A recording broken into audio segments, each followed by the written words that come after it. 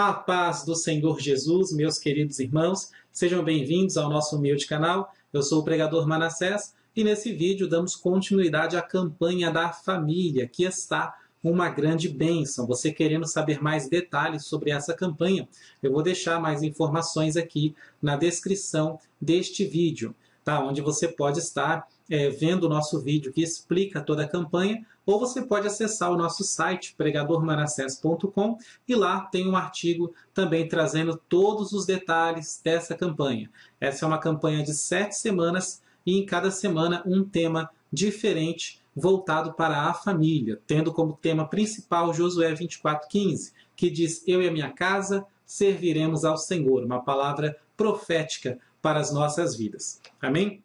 Então hoje nós começamos com um novo tema, que é o seguinte: a responsabilidade do pai e esposo na família. Amém?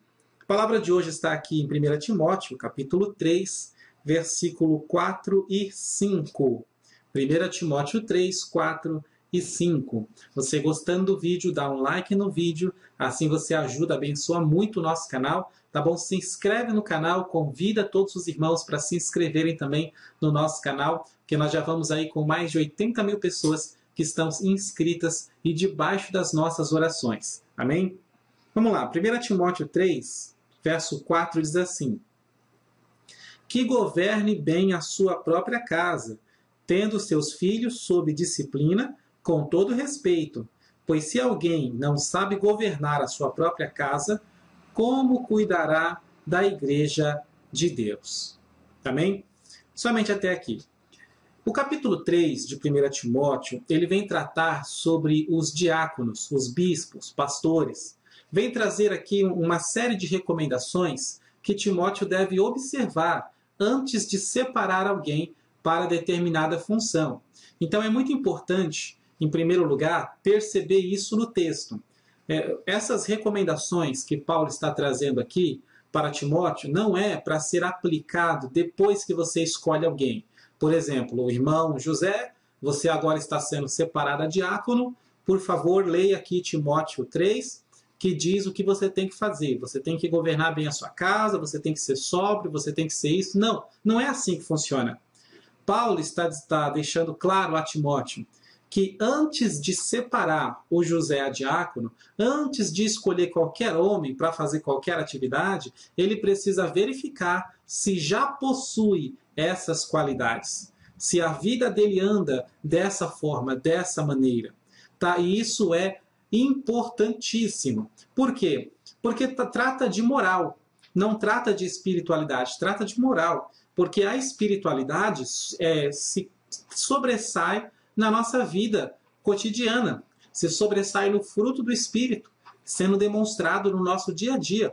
Então, Paulo está dizendo, aquilo que Jesus disse: pelos seus frutos os conhecereis. Então, Paulo está dizendo, veja se ele é hospitaleiro, se ele não é dado ao vinho, se ele é homem de uma mulher só, veja se ele governa bem a sua casa. E aí sim, se ele tem todas essas qualidades, então ele está apto e preparado para exercer o ministério, para ser um diácono, um bispo, um pastor.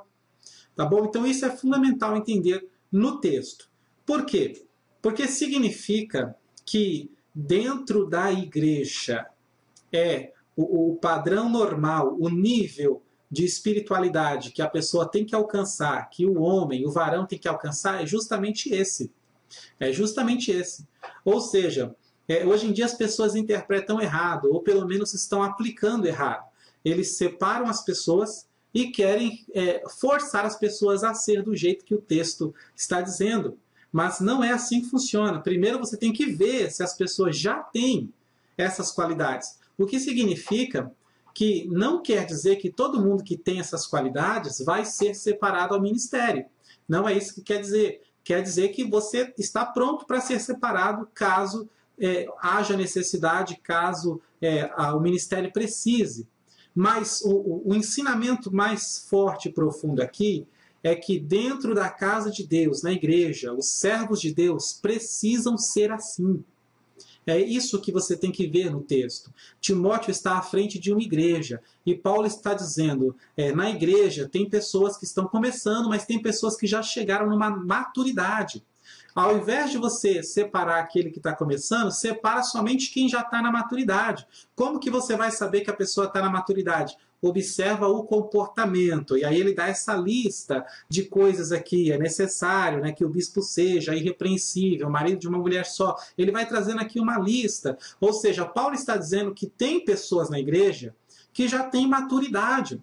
E esse é o padrão para o servo de Deus. Esse é o padrão de maturidade espiritual para os homens na casa de Deus. Para você que é pai, para você que é esposo. Esse é o padrão que você tem que chegar. Então leia depois 1 Timóteo capítulo 3 e veja tudo o que está dizendo aqui, todo esse padrão. E veja onde isso está faltando na sua vida. O que falta para você? De repente, ser irrepreensível está faltando para você. Então tem muita coisa aqui que ele está dizendo, ó, que tenha, verso 7, que tenha bom testemunho dos que estão de fora. De repente você ainda não alcançou isso. Então você tem que lutar e correr atrás para alcançar estas coisas. Ainda aqui em 1 Timóteo, no capítulo 5, no versículo de número 8, está dizendo: se alguém não cuida dos seus, e principalmente dos da sua família, negou a fé e é pior do que o infiel. Então, meu querido pai, ou até mesmo esposo, você que é pai, você que é esposo, entenda isso.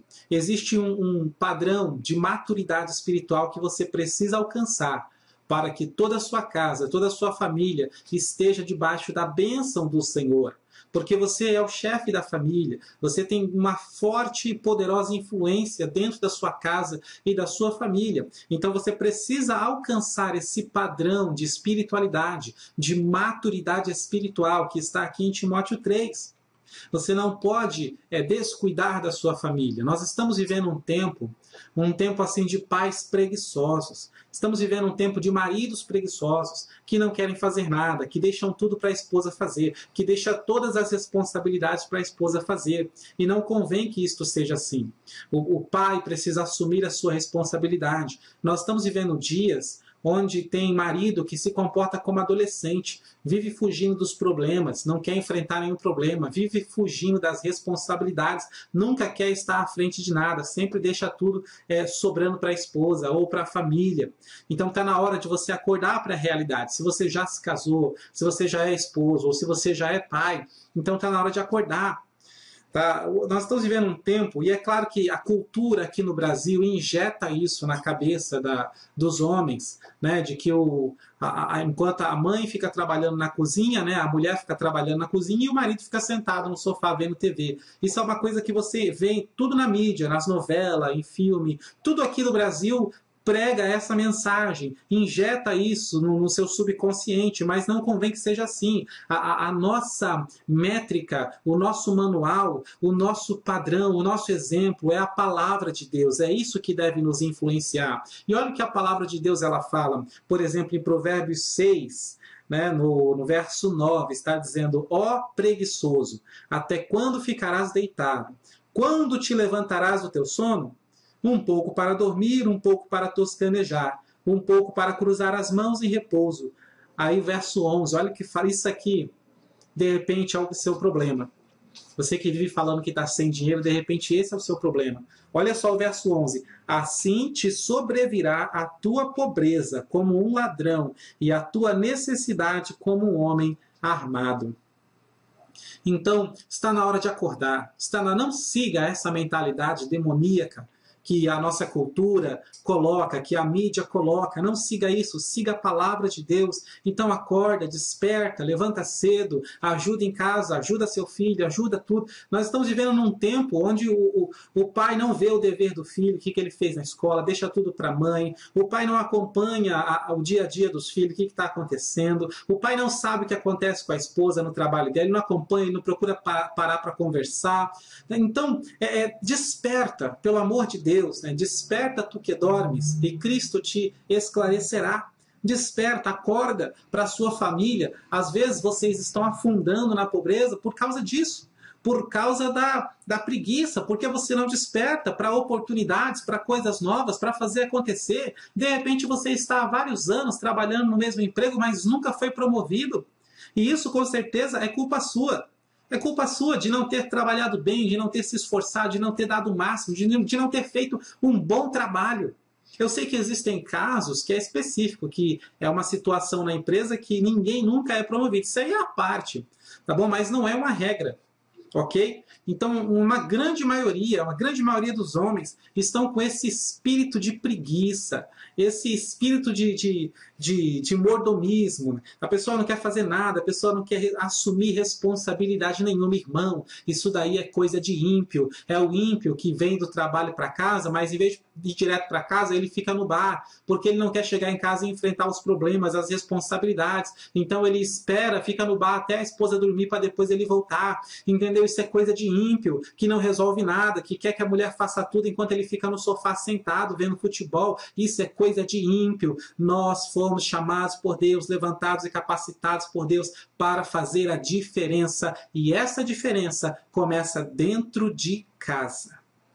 Amém? Como diz a palavra do Senhor, que nós lemos aqui, Timóteo 5:8.